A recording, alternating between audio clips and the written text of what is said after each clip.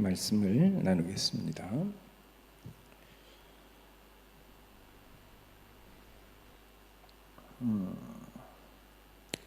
어느덧 7월의 셋째 주일이 됐습니다. 참 시간 잘 가죠, 그죠? 너무너무 시간이 잘 갑니다. 오늘의 말씀은 뭐라고 되어 있냐면 아주 이렇게 써 있는데 사람의 의지나 노력이 아니다.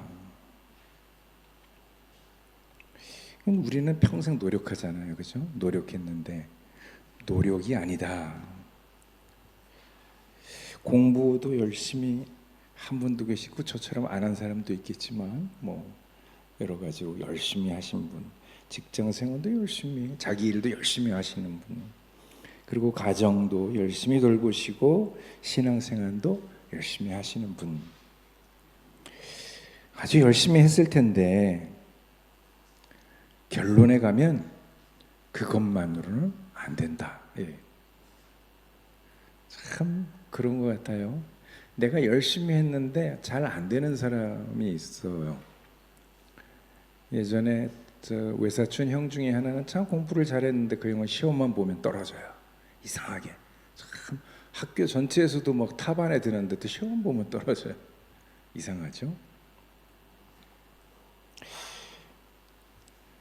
우리의 노력만 가지고는 되지 않는다. 이런 결정적인 이야기. 결정적인 건 우리의 노력이 아니고 그것을 결정하신 분, 하나님의 자비다. 이런 이야기입니다. 이 말씀을 우리는 두 방향에서 흔드는데, 한편은 우리가 쌓아온 자기의 의를 무너뜨리는 것, 다른 한편은 우리를 절망의 늪에서 끌어올리는 것입니다. 우리가 충분히 노력하지 못해서 구원받지 못한 것이 아니라는 것. 구원은 우리 손에 달려있지 않습니다. 자비를 베푸시는 그분의 손에 달려 있습니다. 오늘 우리는 이 말씀의 깊은 뜻을 함께 묵상하려고 합니다. 자비를 베푸시는 하나님은 누구신가? 왜 의지와 노력이 아니라 자비인가? 그리고 우리는 어떻게 살아야 하는가? 오늘 본문은 아주 본문을 바르게 이해하려면 문맥을 봐야 되는데, 로마서 9장은 바울의 가장 고통스러운 절규로 시작을 합니다. 로마서 제 9장 3절 우리 함께 읽겠습니다. 자, 시작. 나는 육신으로 내 동족인 내 결례를 위하여 나 자신이 저주를 받아 그리스도에게서 끊어질지라도 좋다고 생각합니다. 아멘. 이런 깊은 절망 속에서 바울은 한 가지 진리를 발견하는데, 하나님의 약속은 결코 실패하지 않는다는 것입니다. 다만 그 약속이 우리 인간이 예상한 방식으로 이루어지지 않을 뿐 하나도 없어지는 건 없다. 바울은 이삭과 이스마엘, 야곱과 에서 예를 들어서 똑같은 아브라함의 자손인데 왜 한 사람은 약속의 자녀이고 다른 한 사람은 아닌가? 똑같은 이삭의 쌍둥이 그 두 아들이 왜 하나는 야곱, 그 야곱이 선택되었는가 하는 겁니다.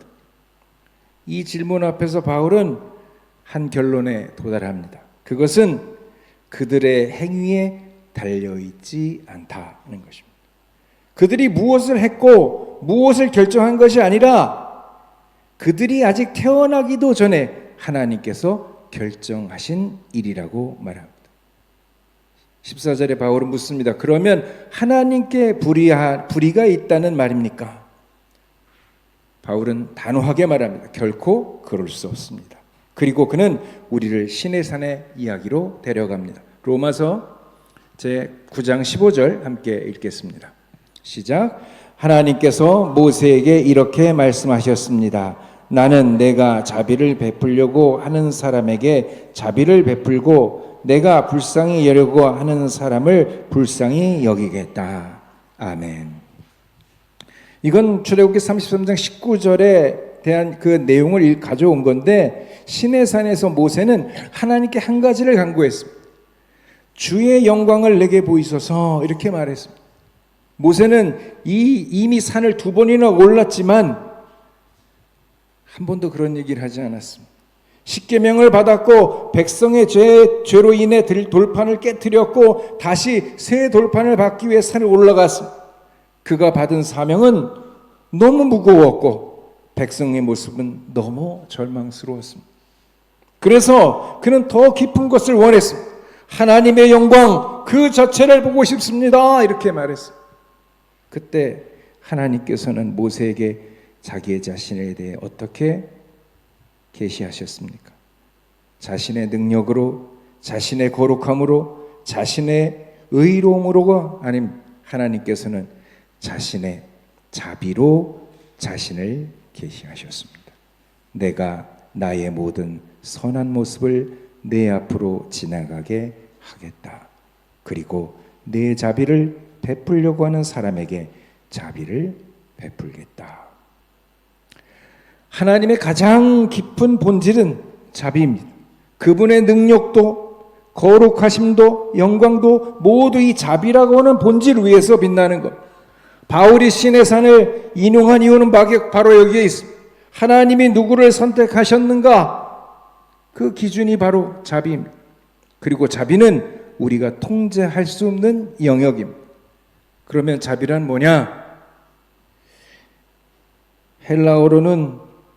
헬라어와 히브리어 이렇게 두 가지 다 볼 수 있는데 히브리어에 보면 이렇게 얘기합니다. 어머니가 자녀를 품는 자궁에서 나온 말 이렇게 되어 있습니다. 다시 말해서 자비는 본능적이고 끊을 수 없는 사랑입니다. 이건 어떻게 할 수 있는 게 아니에요. 그냥 나오는 거예요.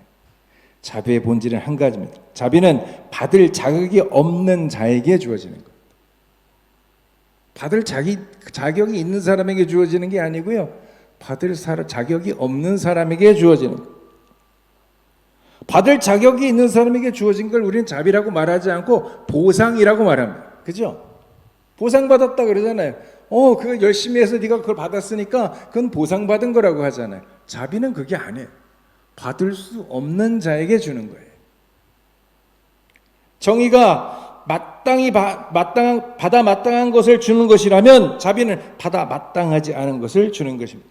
디도서 3장 5절을 우리 함께 읽어보겠습니다. 자, 시작. 하나님께서는 우리가 행한 의로운 일 때문이 아니라 하나님의 자비하심을 따라 거듭나게 씻어주심과 성령으로 새롭게 해주심으로 우리를 구원하셨습니다. 아멘. 여기서 바울은 결정적인 진리를 우리에게 가르칩니다. 우리가 구원받은 것은 우리가 의로워서가 아니다 하는 거예요. 우리는 의롭지 않았습니다. 우리가 구원받는 것은 우리가 노력해서가 아닙니다. 우리의 노력은 충분하지 않습니다. 우리가 구원받은 것은 오직 하나님의 자비 때문입니다.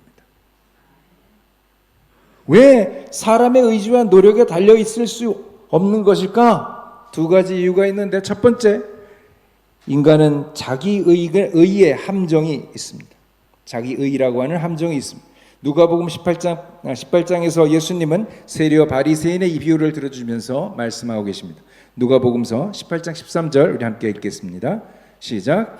그러나 세리는 멀찍이 서서 하늘을 우러러 볼 엄두도 못 내고 다만 가슴을 치며 하나님 이 죄인에게 자비를 베풀어 주십시오 하고 말하였다. 아멘. 바리새인은 노력했습니다. 하나님의 말씀을 달달달달 외우고 예배 기도할 시간이 되면 철저하게 기도하고 11조도 아낌없이 바치고 아주 최선을 다했어요. 그런데 그는 하나님께 가까이 가지 못한 사람이었습니다. 오히려 그의 노력이 그와 하나님 사이를 가로막는 벽이 됐어요. 열심히 일하고 하는 게 우리가 조심해야 될 게 그거예요. 항상 우리가 방향을 잘 정하고 그 길을 가야지 무조건 열심만 있으면 어디로 갈지 몰라요. 그는 자기의 노력의 영광 앞에서 하나님을 잊어버립니다. 그래서 어떻게 해요? 길거리에서 하늘을 보고 막 기도하고 막 사람들 보라고 한다는 거예요. 그런데 반면에 세리는 어떻습니까? 노력할 것이 없었습니다. 그의 손에는 부정한 돈이 있었습니다. 왜? 받지 말아야 될 돈도 엄청 받아가지고 챙긴 사람이니까 부정한 돈이 있는 사람이에요. 그의 마음은 죄의식이 있었습니다. 내가 이러면 안 되는데 하는 죄의식이 있었습니다. 그래서 그는 단 한마디만 했습니다. 하나님, 자비를 베풀어 주십시오. 그리고 예수님께서는 이렇게 말씀하십니다. 의롭다고 인정받아 집으로 돌아간 사람은 저 바리새파 사람이 아니라 바로 이 사람이다. 둘째, 죄의 깊이는 우리의 노력을 넘어섭니다. 우리는 자신의 죄를 보면 볼수록 우리의 노력이 결코 그것을 씻을 수 없음을 깨닫게 됩니다. 다윗은 시편 51편에 통곡을 하는데 이렇게 통곡합니다. 하나님이여, 주의 인자를 따라 나에게 자비를 베풀어 주십시오. 주의 큰 긍휼을 따라 내 모든 죄가를 지워 주십시오. 다윗은 자신의 노력으로 지울 수 있다고 생각하지 않았습니다. 오직 하나님의 자비만이 죄를 지울 수 있다고 생각했습니다. 이게 가장 중요합니다. 자비는 노력을 부정하느냐? 그렇지는 않습니다. 자비를 받은 자는 오히려 더욱 힘써 살아갑니다. 제가 이 말씀을 드렸던 것 같아요. 우리가 내가 뭘 열심히 해야 되는 게 아니고 하나님의 뜻을 받아서 하나님이 나를 얼마나 사랑하시는지를 알면 그렇게 살게 되어 있다는 겁니다. 앞뒤 순서가 바뀐 것 같은데요. 내가 열심히 하려면 힘들어요. 아무것도 없는데. 그게 아니고 내가 그걸 할 마음이 내 안에 잔뜩 생겨서 하는 건 어려운 일이 아니에요. 그렇지 않나요? 매번 그런 말씀 드립니다만 내게 음식이 하나도 없는데 남에게 주는 건 굉장히 어려운 일이지만 내게 음식이 넘쳐나는데 주는 건 어려운 일이 아니에요. 그럼 우리는 음식이 넘쳐날 수 있도록 해야 된다는 거죠. 내가 하나님의 사랑을 받고 하나님으로부터 기쁨을 얻고 하나님이 함께 하심을 느끼서 모든 것이 다 이길 수 있는 힘이 생겨야 된다는 거예요. 그게 첫 번째예요, 여러분. 여러분이 집중하실 건 거기에요. 그럼 그 나머지는 어떻게 되느냐? 자동으로 하게 돼 있어요. 자동으로 하게 돼 있어요.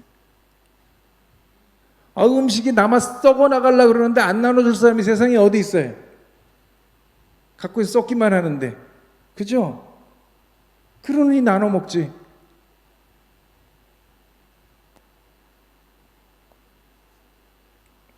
어떤 것이 먼저냐? 이게 중요합니다. 열심히 내가 뭘 하는 것도 중요하지만 중요하지 않다는 게 아니에요, 여러분. 노력을 하지 말라는 얘기도 아니에요. 그러나 내가 그걸 할 수 있는 상태를 만드는 게 첫 번째예요. 운동을 하는 운동선수들도요, 달리기 하기 전에 달리기 할 수 있는 근육을 만드는 걸 첫 번째로 해요. 그리고 나서 운동을 하는 거예요. 똑같아요. 신앙생활 똑같습니다. 우리가 하나님 안에서 살아가는 이 나날이 기쁘고 행복해야 돼요. 그래서 하나님의 말씀이 옳습니다. 이렇게 돼야 돼요. 그래야 하는 게 어렵지 않지. 하나님이 하는 게 옳겠어. 이러면 아무것도 안 돼요. 하고도 찜찜해.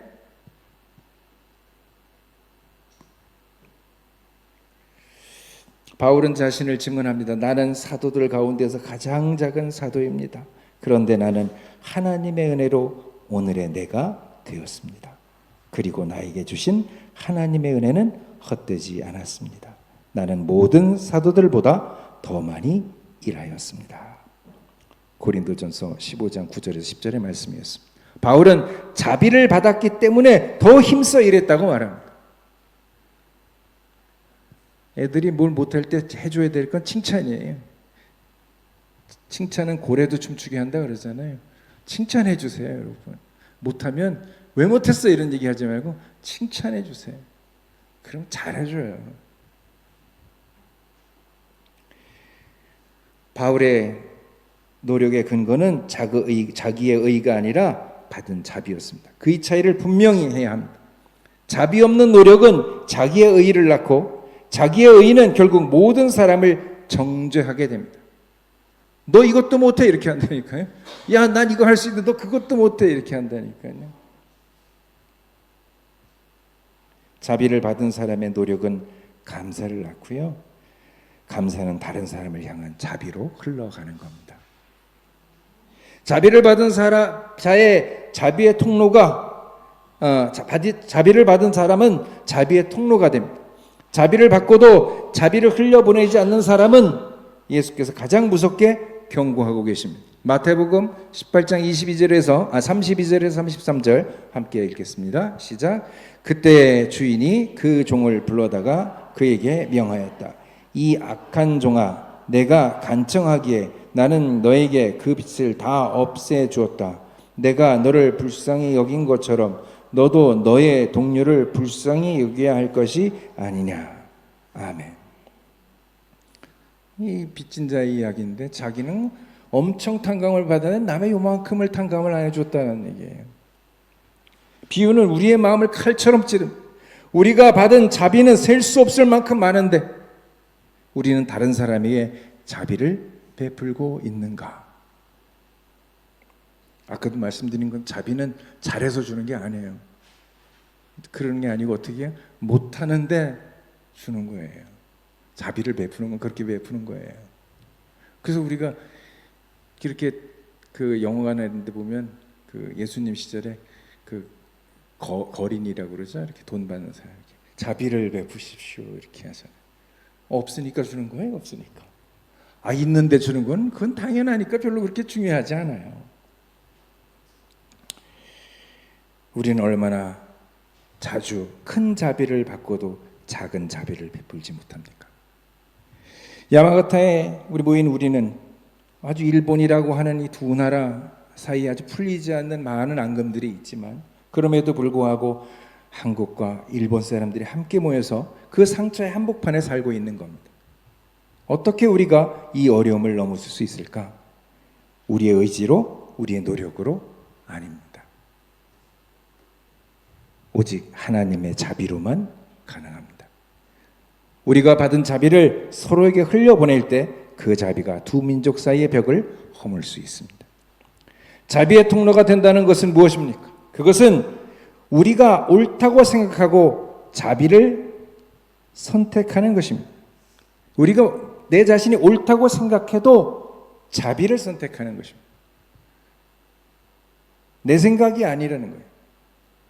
우리가 받을 자격이 있다고 생각해도 자비를 선택하는 것입니다. 자비는 우리가 정당한 권리를 포기하고 상대방에게 받을 자격 이상의 것을 주는 결단입니다. 이 이해가 예수님이잖아요. 무슨 죄가 있어서 십자가에 못 박혀요? 아무런 죄가 없는데 왜? 자비를 베푸는 거예요. 그들의 죄를. 그래서 예수님이 십자가에 못 박혀 돌아가실 때 그러잖아요. 하나님, 저들이 하는 일을 알지 못합니다. 저들의 죄를 용서하여 주옵소서.